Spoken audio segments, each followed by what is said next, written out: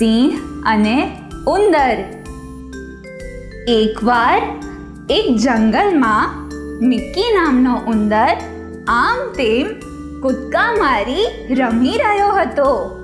રમતા રમતા અચાનક એ એક સૂતેલા સિંહ પર પડ્યો.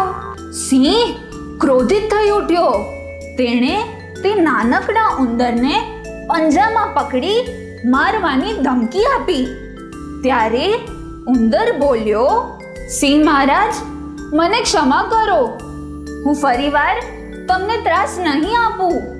સમય આવશે ત્યારે હું તમારી મદદ કરીશ. સિંહને એ નાનકડા જીવ પર દયા આવી. તેણે તે ઉંદરને જવા દીધો અને વિચાર કર્યો,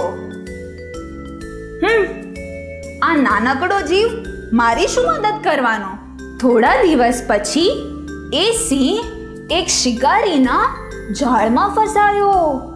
તરત જ મિકીએ પોતાના તીક્ષ્ણ દાંતો વડે તે જાળ કાપી નાખ્યો અને સિંહને તે જાળમાંથી મુક્ત કર્યો.